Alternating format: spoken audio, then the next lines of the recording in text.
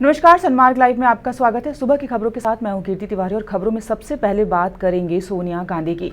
राहुल गांधी के इस्तीफे के बाद कांग्रेस के अध्यक्ष का पद लंबे समय से खाली पड़ा था। शनिवार को हुई कांग्रेस वर्किंग कमेटी की बैठक में राहुल गांधी का इस्तीफा मंजूर कर लिया गया।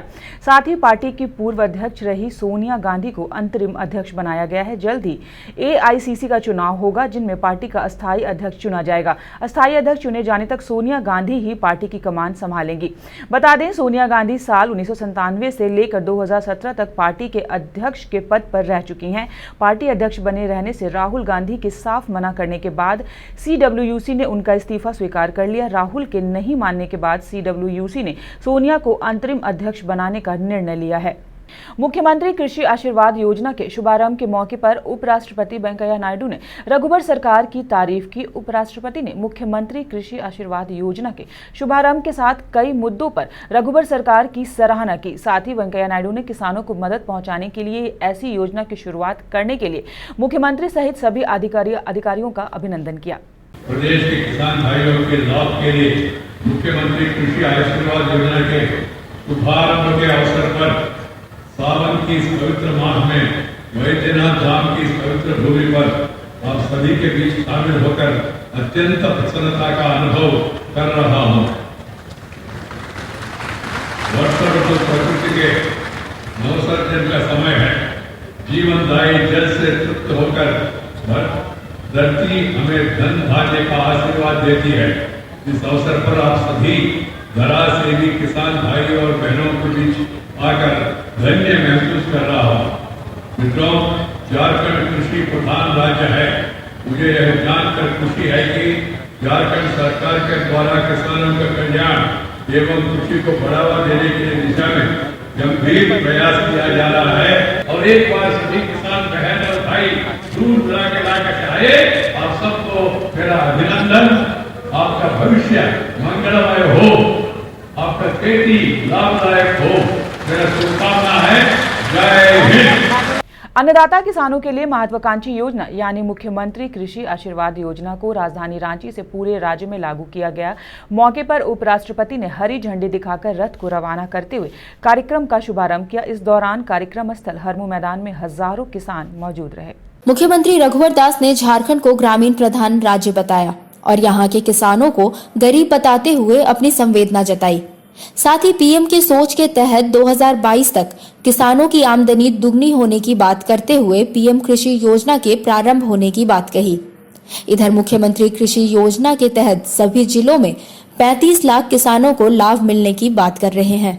हम सभी जानते हैं कि हमारा राज्य एक ग्रामीण प्रधान राज्य, जहाँ के अधिकतर व्यक्ति कृषि पर निर्भर है। यहाँ के लगभग 76% लोग ग्रामीण क्षेत्र में रहते हैं एवं कुल भूमि का 68% कृषि एवं संबद्ध कार्यकलापों पर आधारित है। उपराष्ट्रपति वेंकैया नायडू ने शनिवार को झारखंड के 14 लाख किसानों को बड़ी सौगात दी है। रांची के हरमू मैदान में आयोजित समारोह में रघुवर सरकार की महत्वाकांक्षी मुख्यमंत्री कृषि आशीर्वाद योजना का उन्होंने शुभारंभ किया। साथ ही रघुवर दास ने बताया कि पीएम किसान योजना के तर्ज पर यह योजना राज्य में चलाई जा रही है। इस योजना के अंतर्गत झारखंड के 13.60 लाख किसानों के खाते में 442 करोड़ की भारी भरकम राशि भेज दी गई है। उनके साथ राज्यपाल द्रौपदी मुर्मू और मुख्यमंत्री रघुवर दास भी मौजूद रहे। ये बहुत महत्वपूर्ण प्रशंसनीय काम है। ये पवित्र काम है किसानों के कार्यकाल के।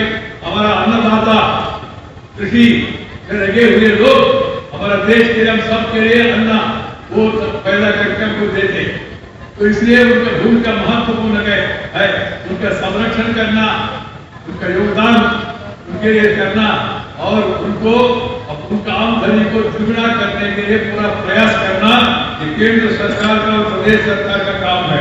मित्रों, ये पीएम किसान सम्मान योजना और मुख्यमंत्री कृषि आशीर्वाद योजना, ये दोनों किसानों के हित में है। अभी तक किसान बीज से लेकर खाद के लिए परेशान हुआ करते थे, लेकिन इस योजना से उन्हें अन्य परेशानियों से छुटकारा मिलेगा। ऐसा अनुमान लगाया जा रहा है कि कहीं न कहीं मुख्यमंत्री कृषि आशीर्वाद योजना किसानों के लिए वरदान साबित होगा। अब इसका फायदा किस हद तक किसानों को मिल पाता है, यह तो आने वाला वक्त ही बताएगा। सनमार्ग लाइव के लिए कैमरा सहयोगी दीपक के साथ चंदन वर्मा की रिपोर्ट। मुख्यमंत्री किसान आशीर्वाद योजना का शुभारंभ करने के लिए उपराष्ट्रपति वेंकैया नायडू रांची पहुंचे। कार्यक्रम का विधिवत उद्घाटन करते हुए उपराष्ट्रपति के द्वारा कई किसानों को सम्मानित भी किया गया। इस दौरान सम्मानित हुए किसानों से बात की हमारे संवाददाता चंदन वर्मा ने। मुख्यमंत्री कृषि आशीर्वाद योजना की शुरुआत की गई। हमारे साथ कुछ किसान हैं, उनसे बात करते हैं सीधे तौर पर कि किस तरीके से आखिर आप लोग लाभान्वित हुए, क्या कितनी ज़मीनें हैं आप लोग की, और पहले कैसे कितनी मुश्किल होती थी खेती करने में, अब किन सुविधाओं का लाभ मिल रहा है आपको, क्या फायदा हुआ? जी, मुख्यमंत्री कृषि आशीर्वाद योजना जो आज शुभारंभ किया गया, ये योजना शुरू होने से हम किसान भाइयों को और किसान वर्ग जो भी है उनको बहुत ही लाभ पहुंचने वाला है, क्योंकि अधिकतर हमारे क्षेत्र में या हमारे झारखंड में कई है ऐसे किसान हैं जो खेती के समय ऋण के अभाव में या तो पूंजी के अभाव में खेती नहीं कर पाते हैं। उसके लिए मैं समझता हूँ कि ये एक अमृत के समान किसानों के लिए अमृत के समान है। आपके पास कितनी ज़मीनें हैं? मेरे पास लगभग 150-2 एकड़ हमारे पास ज़मीन खेती लायक हमारे पास है। कितना इस योजना से है? अभी तक आपको कितने राशि मुहैया कराया है? हमें इस योजना से 2500 रुपया का लाभ अभी तक मिला है। हमारे हिस्से में कुल 1 एकड़ हमारी हिस्सेदारी में आती थी, हमें 2500 रुपया का इसका लाभ मिला है। तकरीबन हर किसान को ज़मीन के अनुसार कुछ न कुछ लाभ दिया जा रहा है। और आपसे हम जानना चाहेंगे कि पहले के मुताबिक अब क्या क्या सुविधाओं किसान को मिलने जा रहा है और कितना आसान जो है पहले से अब हो गया है खेती करना। पहले क्या था कि कोई भी सरकारी लाभ लेने के लिए किसान को बहुत कठिनाइयों का सामना करना पड़ता था। अब ये जो हमारा राज्य सरकार कर रही है, रघुवर सरकार कर रही है, वो डायरेक्ट डीबीटी के माध्यम से किसान के खाते में जो बेनिफिट भेज रही है, इससे किसान को बहुत आराम हुआ है, जिससे कि किसान आसानी से अपना सारा काम कर ले रहे हैं। पहले जो बीज वगैरह या खाद वगैरह खरीदने में जो परेशानियां आती थी, अब किस तरीके से वो परेशानियां जो है हल हुई है, क्या कैसे देख? एक तो कृषि आशीर्वाद योजना का आरंभ होने से किसान के खाते में डायरेक्ट पैसा चला जा रहा है। दूसरा, सरकार इससे पहले जो बीज का वितरण करती थी तो उसके लिए भी डायरेक्ट गांव में बीज का डंपिंग होता था और वहीं से वितरण होता था। इसके लिए किसान को किसी प्रखंड या अंचल कार्यालय का दौड़ लगाने का ज़रूरत नहीं पड़ता था।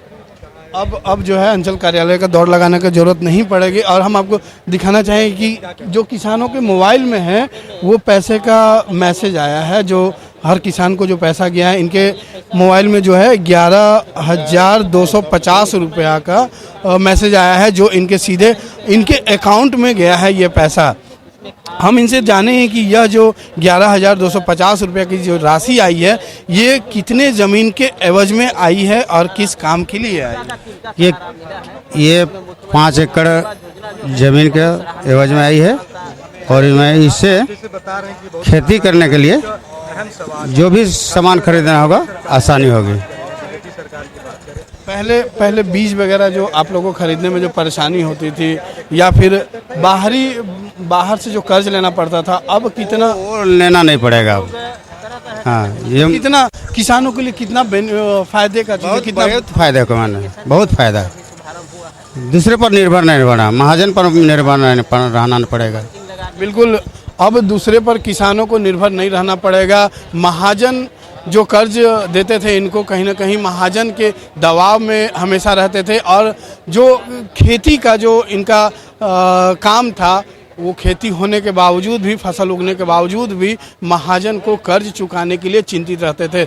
तो कहीं ना कहीं अब इन चिंताओं से इन किसानों को मुक्ति मिलने वाली है, जिसके कारण ये किसान सरकार के द्वारा चलाई गई इस योजना को वरदान के रूप में देख रहे हैं। सहयोगी दीपक के साथ चंदन वर्मा, सनमार्ग लाइव, रांची। पाकुड़ जिले के लिट्टिलपाड़ा प्रखंड के वीचा महल गांव में प्रधानमंत्री उज्ज्वला योजना के तहत गैस वितरण शिविर लगाया गया। जिला परिषद अध्यक्ष बाबूधन मुर्मू ने दर्जनों ग्रामीण महिलाओं के बीच रसोई गैस एवं चूल्हा का वितरण किया। मौके पर 20 सूत्री समिति के जिला उपाध्यक्ष विवेकानंद तिवारी भी मौजूद थे। गैस वितरण के मौके पर जिला परिषद अध्यक्ष मुर्मू ने राज्य एवं केंद्र सरकार की योजनाओं का लाभ उठाने के लिए ग्रामीणों को प्रेरित भी किया। प्रधानमंत्री जो आज महिलाओं के लिए इस तरीका का योजना चलाए, उसके विषय में हम लोगों ने लोगों के समक्ष रखे। और राज्य के मुख्यमंत्री रघुवर दास जी जो आज गैस सिलेंडर के साथ साथ चूल्हा भी हमारे रघुवर दास जी ने देने का काम कर रहे हैं। हम लोगों ने इस तरीका का ग्रामीण के साथ ये योजना को बताए। शनिवार का दिन लालू के परिवार वाले और राजद के कार्यकर्ताओं के लिए खुशी का दिन होता है, क्योंकि इस दिन जेल मैनुअल के हिसाब से लालू यादव से कोई भी 3 व्यक्ति मिल सकता है। इसी के तहत इस शनिवार लालू से मिलने नेता प्रतिपक्ष हेमंत सोरेन रिम्स पहुंचे। आज शनिवार का दिन है, यानी लालू से मिलने का दिन। इस दिन को देखते हुए नेता प्रतिपक्ष हेमंत सोरेन लालू यादव से उनका हाल चाल जानने रिम्स के पेइंग वार्ड पहुंचे। हालचाल जानने के बाद दोनों के बीच राजनीतिक मुद्दों पर बात हुई। साथ ही मुख्यमंत्री कृषि आशीर्वाद योजना पर हेमंत सोरेन रघुवर सरकार पर जमकर बरसे। आप लोगों को नहीं मालूम है तो पता कर लीजिए कि आज इस राज्य के मालिकों को इन लोगों ने भिखारी बना दिया है। आज ये आशीर्वाद योजना नहीं है, एक खैरात योजना है। और आज जो स्थिति राज्य में बद से बदतर किसानों की हुई है, ये सरकार की उदासीनता की वजह से है। इस राज्य को खैरात नहीं, अधिकार चाहिए। इसका संघर्ष सड़क से लेकर सदन तक झारखंड मुक्ति मोर्चा लड़ेगा। बता दें कि हेमंत सोरेन का आज जन्मदिन है और इसी अवसर पर वह लालू से आशीर्वाद लेने रिम्स पहुंचे थे।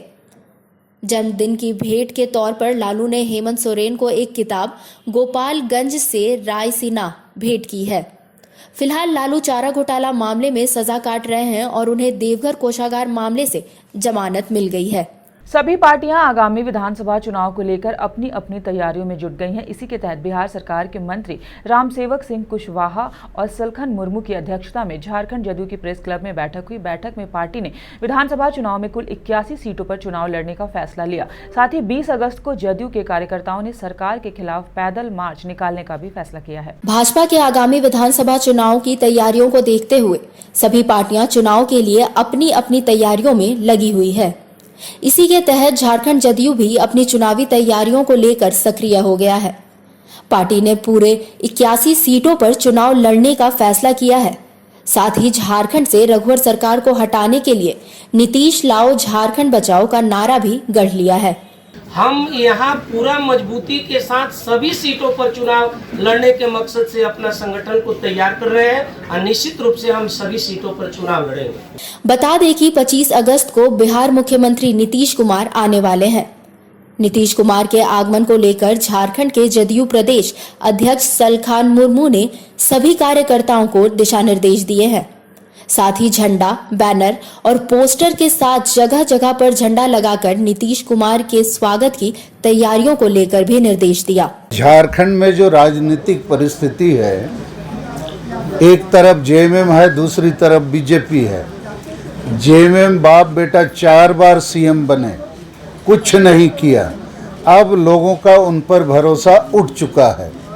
बीजेपी से भी यहाँ के लोगों को डर है कि जितना खनिज पदार्थ है ये बड़े बड़े उद्योगपति और इंडस्ट्री को बेच देंगे। तो वैसी स्थिति में जनता चाहती है एक विकल्प, और विकल्प होगा नीतीश मॉडल। नीतीश कुमार जी ने बिहार को चमका दिया है। तो हम लोग झारखंड के लोगों से अपील करेंगे कि एक मौका आप हमें दीजिए।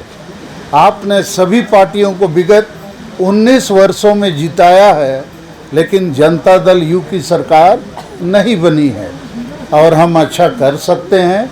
हमें विश्वास है जनता विकल्प की तलाश कर रही है। बता दें कि बिहार के तर्ज पर झारखंड में भी शराबबंदी का मुद्दा उठाने की बात की गई है।